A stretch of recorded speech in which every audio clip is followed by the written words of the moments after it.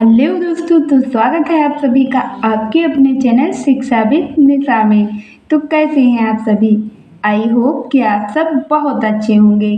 तो दोस्तों, आज के इस वीडियो में हम आपको in non perfect square number का वर्गमूल ज्ञात करना मात्र सेकेंडों में सिखाएंगे।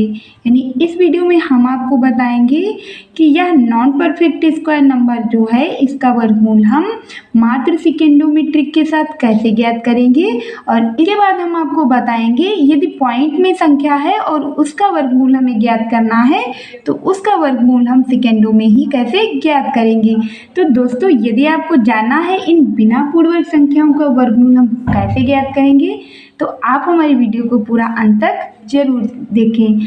और यदि आप चैनल पर नए हैं तो चैनल को सब्सक्राइब कर लें और बेल आइकन को प्रेस कर लें ताकि हम जो भी वीडियो अपलोड करें वह आप तक तुरंत पहुंचे। इस चैनल पर हम ऐसी ही ट्रिप एंड ट्रिक्स की वीडियो लाते रहते हैं, तो इस चैनल को सब्सक्राइब जरूर करें। तो चलते हैं और बिना देरी के इस वीडियो को स्टार्ट करते हैं। तो सबसे पहले हम इस पॉइंट वाली संख्या को ना हल करके इसे हल करेंगे। तो यहाँ हमें देखना क्या है कि इस 15 जो रूट के अंदर संख्या लिखी है इससे पहले हमें पूर्ववर्ग संख्या कौन सी मिलेगी। तो इससे पहले हमको पता होना चाहिए कि पूर्ववर्ग संख्याएं कौन सी होती हैं। तो यदि हम बात करें इस रूट के अंदर 9 की, तो यह एक पूर्ववर्ग संख्या है क्योंकि इसके गुणनखंड हमें 3 गुणे 3 प्राप्त होंगे और यहाँ से एक 3 निकल कर आ जाएगा बाहर। इसी प्रकार हम यदि बात करें रूट के अंदर 16 की, तो यह 4 का पूर्ववर्ग है, तो यह भी एक पूर्ववर्ग संख्या है। रूट के अंदर 25 भी एक पूर्ववर्ग संख्या है, यह 5 का पूर्ववर्ग है। और प्रकार यह 36 भी एक पूर्ववर्ग संख्या है, यह 6 का पूर्ववर्ग है। तो हमें देखना यहाँ यह है कि रूट के अंदर 15 यह जो संख्या लिखी है यह किस पूर्ववर्ग संख्या के ज्यादा नजदीक है।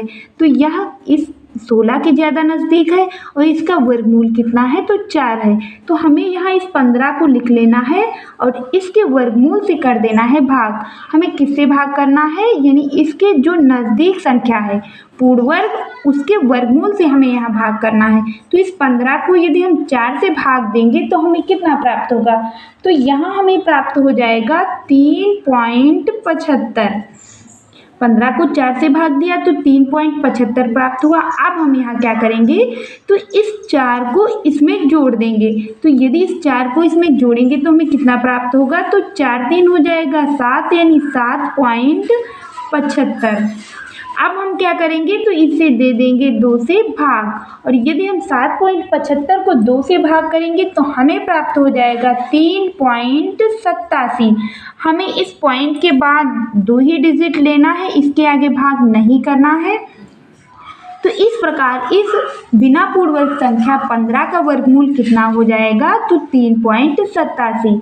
तो इसी माध्यम से अब हम इस पॉइंट वाली संख्या का भी वर्गमूल ज्ञात करेंगे।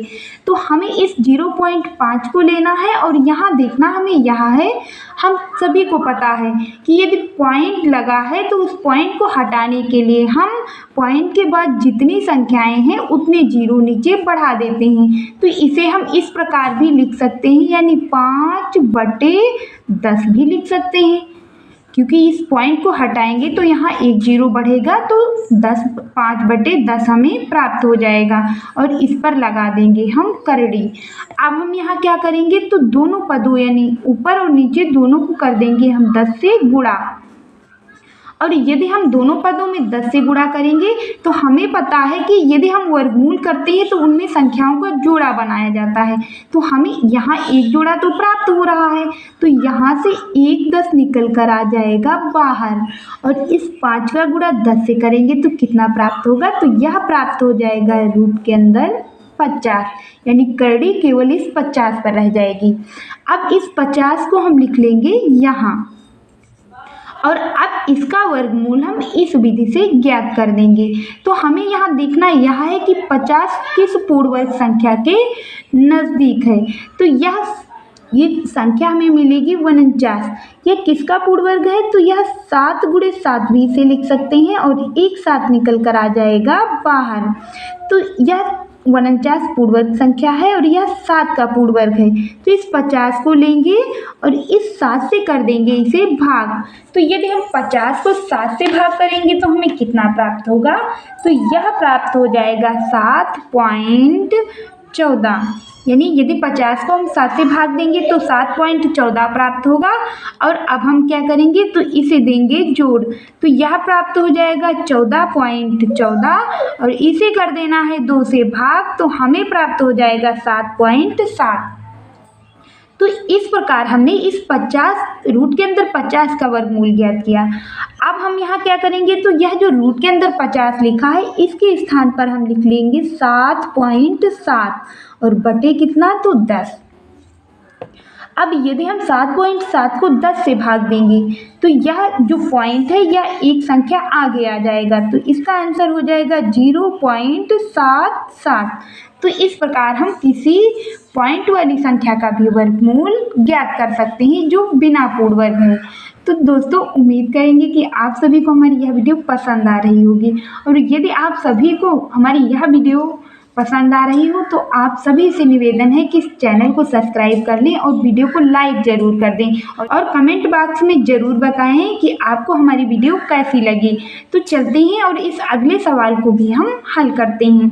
तो यहाँ हम देखेंगे यह पॉइंट के बाद कितनी संख्याएं हैं? तो 3 संख्याएं हैं। तो इसे इस प्रकार भी हम लिख सकते हैं, यानी 64 और बटे 1000। 1000 हमने यहाँ क्यों लिखा? क्योंकि पॉइंट के बाद 3 संख्याएं हैं। अब हम क्या करेंगे? तो इसे 10 से कर देंगे गुणा, और 10 से गुणा करेंगे तो यहाँ देखेंगे हमें 4 जीरो प्राप्त हो रहे हैं, तो 2 जीरो निकल कर आ जाएंगे रूट से बाहर, यानी 100 निकल कर आ जाएगा रूट से बाहर। और इस 64 का गुणा यदि हम 10 से करेंगे तो यहाँ प्राप्त हो जाएगा 640, और यह करड़ी रह जाएगी केवल 640 के ऊपर। अब हम यहाँ क्या करेंगे? तो इस 640 को यहाँ लिख लेंगे और क्या करेंगे? तो इस 640 के नज़दीक देखेंगे हमें कौन सी पूर्ण वर्ग संख्या मिल रही है। तो 640 के पहले हमें मिलेगा 625, यह एक पूर्ण वर्ग संख्या है और यह 25 का पूर्ण वर्ग है।